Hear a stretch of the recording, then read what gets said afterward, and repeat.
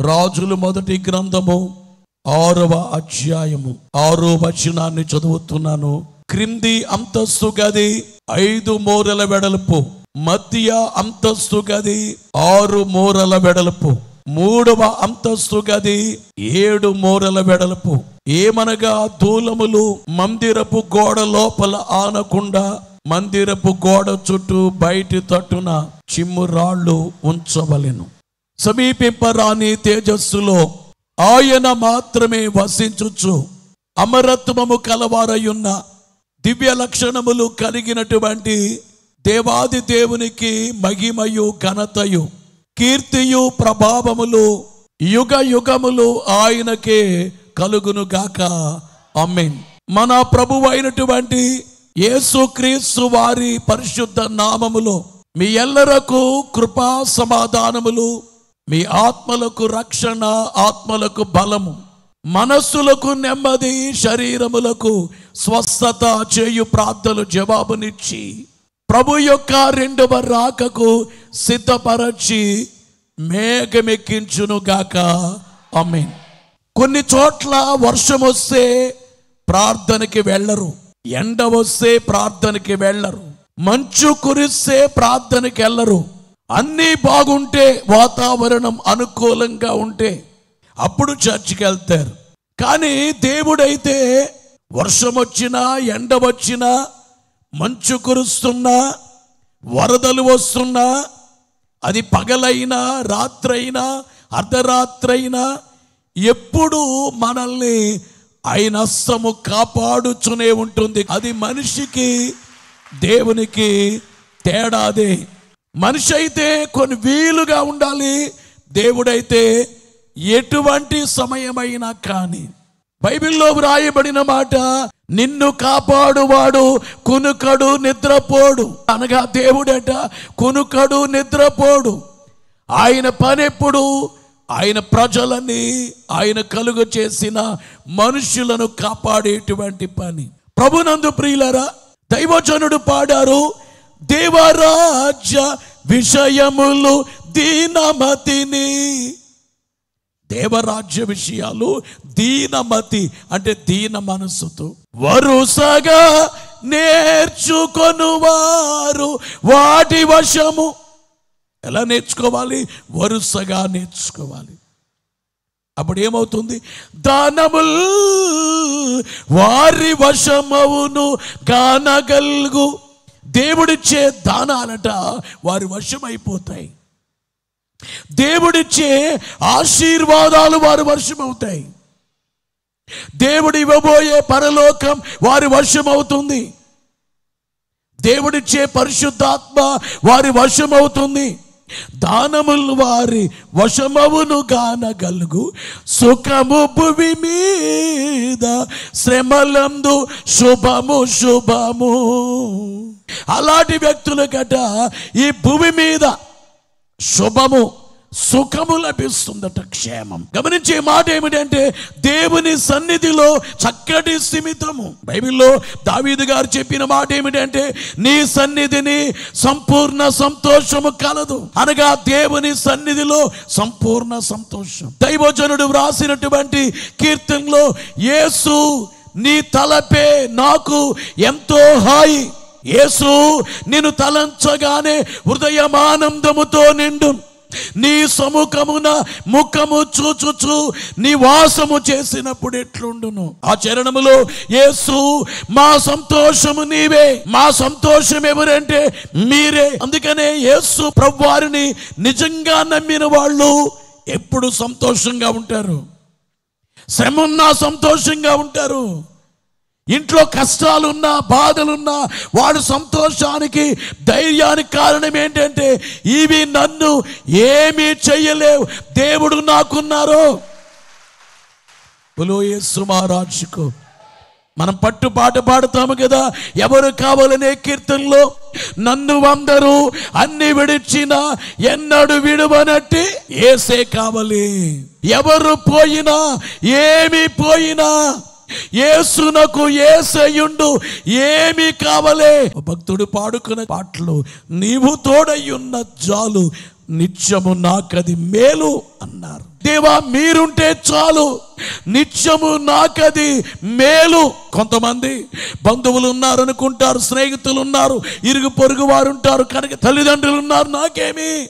గమనించే మాట ఏమిటంటే ఒక్కొక్క సమయంలో అందరూ ఉన్నా ఎవరూ లేనట్టే ఉంటుంది, అందరున్నా ఉపయోగము లేనట్లు ఉంటుంది.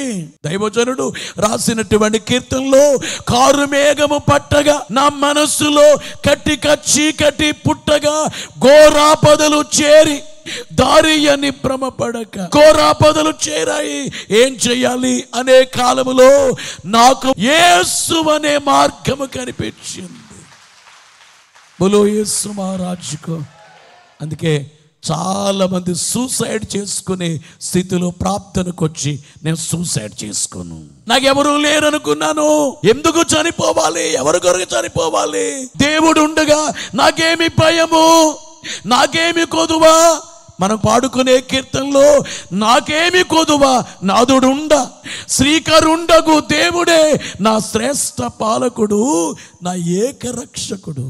ఇవన్నీ వజ్రాలు లాంటి మాటలు, ఇట్లా మర్చిపోకండి. నాకేమి కొదువా నాదుడుండ, శ్రీకరుండగు దేవుడే నా శ్రేష్ఠ పాలకుడు, నా ఏకరక్షకుడు. దైవజనుడు పాడిన కీర్తనలో పరమదేవుడే నా పక్షమై ఉండగా నరుడేమి చెయ్యగలడు, దేవదూతలే నా ధరిని ఉండగా దయ్యాలేమి చేయును, నన్ను భక్షించేటువంటి అపవాది నన్ను ఏం చేయగలడు, శత్రువులెల్లా నన్ను చంపజూచినా లేసంబైనా నేను జడియను, నా మిత్రులు భక్తులు మేలైన ప్రార్థనలు మించి ధైర్యము విడువను.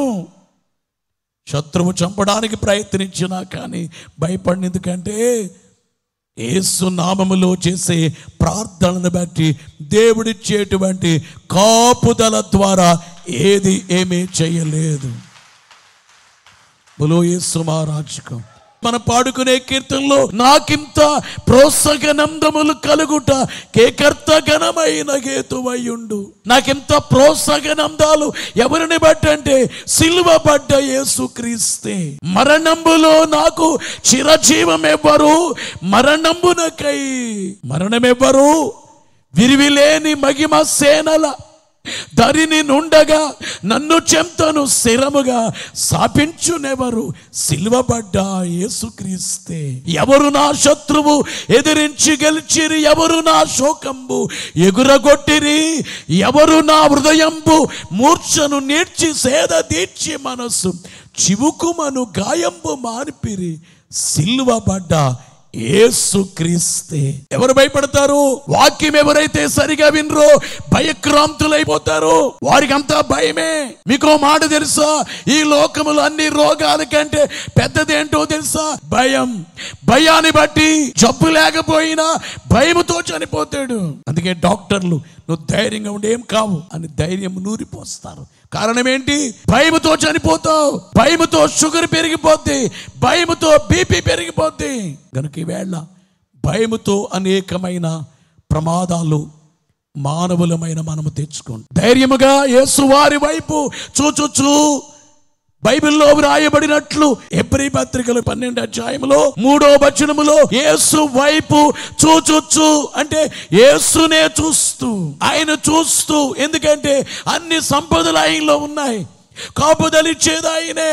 మనం పాడుకునే చరణాల్లో ధైర్యంబుగా నుండుము ఓ విశ్వాసి, ధైర్యంబుగా నుండుము.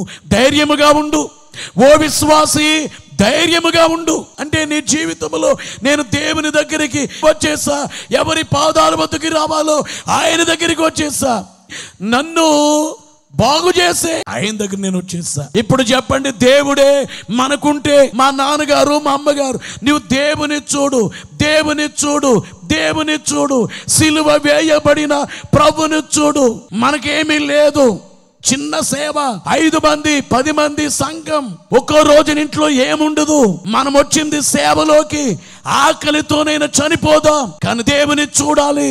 మా తల్లిదండ్రులు చూపించింది ఏమిటంటే నువ్వు దేవుని చూడాలి, వారు నేర్పించింది ఇదే.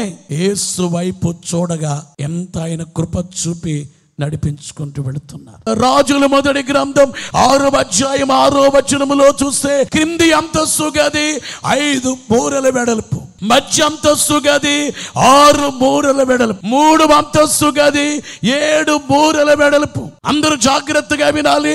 సొలొమోను ఓ మందిరాన్ని కట్టాడు. తన యొక్క రీతి మనము చూచినప్పుడు దేవుని యొక్క వాక్యములో 6వ అధ్యాయం 1వ వచనములో వ్రాయబడిన మాట చూస్తే, ఇశ్రాయేలీయులు ఐగుప్తు దేశములో నుండి బయలుదేరి వచ్చిన 480వ సంవత్సరమందు 408వ సంవత్సరమందు అనగా సొలొమోను ఇశ్రాయేలును ఏలిన 4వ సంవత్సరమందు జీప్ అను రెండవ మాసమున 4 సంవత్సరాల తరువాత సొలొమోను చేసిన పని ఏమిటంటే మందిరాన్ని కట్టాడు. ఇప్పుడు వెంటనే కాదు, 4 ఏళ్ళు తరువాత కట్టాడు. అనగా రాజ్యము స్థిరపరచబడిన తరువాత, ముందుగా రాజ్యము స్థిరపరచబడాలి, ఆ తరువాత మందిరాన్ని కట్టాలి. ఈ బైబిల్ గ్రంథములో మందిరమును గూర్చినటువంటి అంశాలు చాలా ఉన్నాయి. మొట్టమొదటి మందిరము దేవుడు మోషేతో కట్టించుకున్నారు. 3 భాగాలు కలిగిన మందిరం. ఆ మందిరానికి పేరేమిటంటే ప్రత్యక్షపు గుడారం. కొన్ని తెరలు పెట్టి డేరాలు వేసి ఆ తరువాత సొలొమోను కాలములో మందిరము స్థిరంగా కట్టబడింది. ఎప్పుడు తాను అనుభవముతో 4 ఏళ్ళు తరువాత రాజ్యము స్థిరపరచబడిన తరువాత మందిరాన్ని కట్టాడు. ఈ బైబిల్ గ్రంథములో సొలొమోను కట్టిన మందిరమే తరువాత కూలగొట్టబడింది. ఆ తరువాత మరలా కట్టారు, అది కూలగొట్టబడింది. ఈ రోజున మనం యెరూషలేముకి వెళ్తే మందిరము కనబడదు, అక్కడ ఏడ్పుల గోడ కనబడుతుంది. ఆ గోడ దగ్గరే ప్రార్థన చేస్తారు. అందుకే ఈవేళ యూదులు లేక ఇశ్రాయేలీయులు మందిరాన్ని కట్టాలనేది వాళ్ళ ఆలోచన. బైబిల్ గ్రంథాన్ని బట్టి ఏమిటంటే ఖచ్చితంగా మందిరాన్ని కడతారు ఇశ్రాయేలీయులు. వారు కట్టడానికి పూనుకుంటున్నారు. అయితే కడతారు. ఎందుకు చెప్తున్నానంటే ఈ మాట, 7 ఏండ్ల శ్రమల కాలములో యాంటీ క్రైస్తు నాశనకరమైన ఒక హేయ వస్తువు మందిరములో పెడతాడు. అప్పుడే యూదులు ఇతను క్రీస్తు కాదని గుర్తుపట్టి అసలు క్రీస్తు వద్దకు వస్తారు. అది బైబిల్ యొక్క రీతి. జరగబోయేది బైబిల్ జరిగిపోయిన విషయాలు చెబుతుంది, జరగబోయేది చెబుతుంది, జరుగుతున్నవి చెబుతుంది. అయితే దేవునికి ఈ లోకములో కట్టిన మందిరాలు, ఈవేళ ప్రతి సంఘము చర్చి కట్టుకుంటారు, స్థలము కొని అందరూ కానుకలు వేసుకుంటారు. గమనించే మాట ఏమిటంటే మా ఊర్లో చర్చి ఉండాలి, చర్చి ఉంటే ఆశీర్వాదం. అయితే నేను మాట అంటాను, ప్రతి ఊర్లో 2 మందిరాలు 3 మందిరాలు. యేసు ప్రభు ఆకాశ మండలానికి వస్తున్నారు. ఆయన వచ్చినప్పుడు ఈ కట్టిన మందిరాలేవి తీసుకెళ్లరు. మనం చేతితో కట్టిన ఈ మందిరాలు వెళ్ళవు. ఈ మందిరాలు పరలోకానికి ఈ ఇటుకలు, సిమెంటు, ఈ కిటికీలు, ఈ స్టీలు, ఈ స్లాబులు, పిల్లర్లు వెళ్ళవు. దేవునికి కావలసినటువంటి మందిరము, అసలైన మందిరము తయారవ్వాలి. ఎఫెసీ పత్రికలో 2:22 చూస్తే, ఆయనలో మీరు కూడా ఆత్మ మూలముగా దేవునికి నివాస స్థలమై ఉండుటకు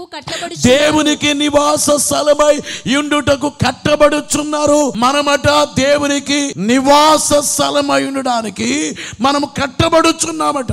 దేవునికి నివాస స్థలము కావాలట. పరలోకములో ఉండే దేవునికి ఆయన అనుకునేది ఏమిటంటే ఈ భూమి మీద నివాసం కావాలి. ఈ భూమి మీద అంటే చర్చి కట్టేద్దాం, అది కాదట. మన హృదయములో దేవుడు ఉండాలట. మనమే దేవునికి నివాసంగా ఉండాలట. మన హృదయములో దేవుడు ఉండాలి. అంత గొప్ప దేవుడు. ఆకాశము నా సింహాసనం, భూమి నా పాదపీఠం అని చెప్పిన దేవుడు మరియ గర్భములో ఎలాగైతే ఇమిడిపోయారో, ఏమంటున్నారు సైంటిస్టులు, చంద్రుడు చాలా పెద్దగా ఉంటాడు, ఆ చంద్రమండలం పైకి గ్రహాలు పంపిస్తున్నారు కదా, చంద్రుడి కంటే చాలా పెద్దగా కనిపించేది సూర్యుడు, సూర్యుడికి నక్షత్రాలు. సైంటిస్టులు ఏమన్నారు, కొన్ని నక్షత్రాలు భూమి కంటే పెద్దవిగా ఉంటాయట నక్షత్రాలు, కానీ మనకి ఇంతే కనబడతాయి, ఇంతే కనబడతాయి. కానీ ఆ నక్షత్రాలట భూమి కంటే పెద్దవి. మీలో చదువుకున్న వాళ్ళు, మీరు ఎరిగిన వారే గమనించే మాట ఏమిటంటే, భూమి కంటే అంతంత పెద్ద నక్షత్రాలు చేసిన దేవుడు ఇంకెంత పెద్దవారు. దేవుడు ఎంత ఎత్తు ఉంటారు చెప్పగలమా? ఎంత లావు ఉంటారు చెప్పగలమా? ఆయన పాదాలు ఎలా ఉంటాయి చెప్పగలమా? ఆయన కళ్ళు ఎలా ఉంటాయి చెప్పగలమా? ఆకాశం నా సింహాసనం, భూమి నా పాదపీఠం అన్నారు కదా, చెప్పగలమా? అంత గొప్ప దేవునికి ఎవరైనా కానీ ఆలయము కట్టగలరా? ఎవరి వల్లనవుతుందా? దేవునికి సరిపడే మందిరాన్ని ఎవరైనా కట్టగలరా? కట్టలేరు కదా. ఎందుకంటే ఆయన తగిన మందిరం.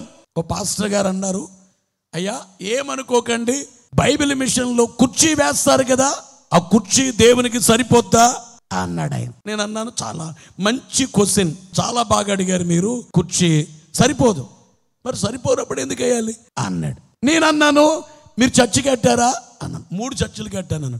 చర్చి సరిపోద్దా? మీరు కట్టిన మందిరం దేవునికి సరిపోద్దా? చాలదు, మరి ఎందుకు కట్టారు మీరు? మరియ గర్భం సరిపోద్దా? ఆ దేవునికి సరిపెట్టుకున్నారు. అలాగే దేవుడు కుర్చీలోనే చర్చిలోనే కాదయ్యా, మన హృదయాన్నే సరిపెట్టుకోవాలనుకున్నారు దేవుడు. బైబిల్ని అర్థం చేసుకోవాలి. గమనించే మాట ఏమిటంటే, మన దేహమే దేవుని ఆలయం అట. ఈ రోజు మిమ్మల్ని అడుగుతున్నాను, నీ దేహములో దేవుడు ఉన్నారా? నువ్వు మందిరముగా కట్టబడ్డావా? నీవేమైనా చెప్పొచ్చు, నేను ఎత్తుగా ఉన్నాను, లావుగా ఉన్నాను, అందంగా ఉన్నాను, నా కళ్ళు బాగున్నాయి, నా ముఖం బాగుంది, నా చేతులు బాగున్నాయి, నీవెన్నైనా చెప్పొచ్చు. కానీ దేవునికి నీవు మందిరమేనా? దేవునికి ఏం కావాలి? నిన్ను ఒక మందిరముగా చేసుకోవాలనుకున్నారు ఆయన. పరమందున్నటువంటి దేవునికి ఆలయము కావాలట. ఆ ఆలయాల్ని ఆయన తీసుకెళ్ళబోతున్నారు. యేసువారు ఆకాశ మండలానికి ఈ రోజు రేపో రానై ఉన్నారు. ఇదిగో నేను త్వరగా వచ్చుచున్నానన్నారు. ఆయన వచ్చినప్పుడు మనము కట్టుకున్న మందిరాలు ఆయనకొద్దు. ఆయన కావలసిన మందిరం ఏమిటంటే, మనమే ఆయనకి మందిరముగా కట్టబడి ఈ మందిరాలను తీసుకెళ్తారు.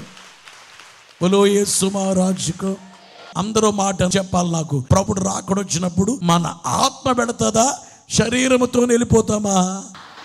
యేసువారు వచ్చినప్పుడు ఈ మానవ శరీరాన్ని మహిమ శరీరంగా మార్చేసి తీసుకెళ్ళిపోతారు. అంతే తప్ప శరీరం ఇక్కడ ఉండిపోయి మనిషి చచ్చిపోయి సమాధి చేసేసి అది కాదు. మనం శరీరముతోనే. అందుకనే ఈవేళ మనందరము కూడా మన శరీరాలు చాలా జాగ్రత్తగా ఉంచుకోవాలి. ఈ శరీరాన్ని దేవుడు మహిమ శరీరంగా మారుస్తారు. అందుకని ఈ శరీరములో పాపానికి చోటు లేకుండా, నేను ఎప్పుడు అంటాను, అన్ని లక్షణముల కంటే రాజ లక్షణము ఈ శరీరం అలవాటు చేసుకోవాలి పరిశుద్ధంగా. ఈ శరీరములో పాపాలు తీసేసి దీన్ని కడిగేసి శుభ్రం చేసేసి మందిరాన్ని కట్టాలి. ఎన్ని అంతస్తులు కట్టాలి? సొలొమోను కట్టిన 3 అంతస్తులు. అలాగే మనము కూడా 3 అంతస్తులు కలిగిన మందిరం కట్టాలి. మనలో 3 అంతస్తులు ఉండాలి. మొదటిది ఏమిటంటే తండ్రి యొక్క సంకల్పన అనబడే అంతస్తు. ఎఫెసీ పత్రిక 1వ అధ్యాయము 4వ వచనము నుండి 6వ వచనములో ఎట్లనగా, తన ప్రియుని యందు తాను ఉచితముగా మనకు అనుగ్రహించిన తన కృపా మహిమకు కీర్తి కలుగునట్లు తన చిత్త ప్రకారమైన దయా సంకల్పము చొప్పున యేసుక్రీస్తు ద్వారా తన కుమారునిగా స్వీకరించుటకై మనల్ని ముందుగా తన కోసము నిర్ణయించుకొని మనము తన ఎదుట పరిశుద్ధమును నిర్దోషణమునై ఉండవలెనని జగత్తు పునాది వేయబడక మునిపే ప్రేమ చేత ఆయన క్రీస్తులో మనల్ని ఏర్పరచుకొని. అందరూ వినాలి. మనలో మొదటి అంతస్తు ఏమిటంటే తండ్రి మనలను అనాదిలోనే ఏర్పరచుకున్నారు. అనాదిలోనే మనల్ని సంకల్పించుకున్నారు. బోలో యేసు మహారాజుకు. భూమి లేనప్పుడు, ఆకాశము లేనప్పుడు, సూర్యుడు లేనప్పుడు, చంద్రుడు లేనప్పుడు మనల్ని దేవుడు ఊహించుకున్నారు. అప్పటి నుంచి మనం ఉన్నాం ఆయన తలంపులో. ఎంత ప్రేమ! దేవునికి ఉండే ప్రేమ ఎంత ప్రేమ! దేవుడు మనల్ని అనాదిలో సంకల్పించుకున్నారు. మనల్ని కూర్చిన ఆలోచన అనాదిలో కలిగి ఉన్నారు. ఈ అనాదిలో కలిగి ఉన్నారని మనం ఎప్పుడైతే భావిస్తామో, దేవా మా అందరినీ అనాదిలోనే మీరు ఆలోచించి అనాదిలోని సంకల్పించుకున్నారు. మనందరము అనాది సంకల్పనను గుర్తు చేసుకుని స్తుతి చేస్తే అనాదిలోనే ఏర్పరచబడ్డాం అనుకుంటే అప్పుడు అంతస్తు మొదటి అంతస్తు అవుతుంది. అనాది సంకల్పనను కూర్చున్నటువంటి బోలో యేసు మహారాజుకు. రెండవది ఏమిటంటే దేవుడు మన కొరకు సిలువ వేయబడి రక్తాన్ని చిందించారు, మన కొరకు చనిపోయారు, మన కొరకు సిలువేయబడ్డారు, మన కొరకు మేకులు పొందారు, మన కొరకు ముళ్ళ కిరీటం. గమనించే మాట ఏమిటంటే యేసు వారు మన కొరకు ఆయన సిలువేయబడి చనిపోయారు. అపోస్తలుల కార్యాల గ్రంథములో 20:28 దేవుడు తన స్వరక్తమిచ్చి సంపాదించిన తన సంఘం, నాది సంకల్పన మరిచిపోలేదు. అది మొదటి అంతస్తు. రెండోది ఏమిటంటే యేసు నా కోసం రక్తము చెందించారు, నా కోసం చనిపోయారు. నీవు నా ఋషివై బోధించి నా బదులు చనిపోయి నా వాణి మరువగలన. నీవు నా కోసం చనిపోయావు నాయనా. ఇది రెండవ అంతస్తు. యేసు నా కొరకు చనిపోయారు. ఇక మూడవది ఏమిటంటే పరిశుద్ధాత్మ నన్ను దేవునికి తగినట్లుగా తయారు చేస్తున్నారు. ఇది మూడవ అంతస్తు. బోలో యేసు మహారాజుకు. అంటే మనం ఎన్ని అంతస్తులతో కట్టబడాలి? ఈ మందిరం ఎన్ని అంతస్తులు? 3 అంతస్తులు. 1 తండ్రి, 2 కుమారుడు, 3 పరిశుద్ధాత్మ. తండ్రి సంకల్పన, కుమారుని రక్తము, పరిశుద్ధాత్మ ఇచ్చేటువంటి ఆత్మశక్తి. ఈ మూడిటితో మందిరముగా కట్టబడాలి. ప్రభునికే ఘనత, కీర్తి, ప్రభావములు యుగ యుగములు ఆయనకే కలుగును గాక.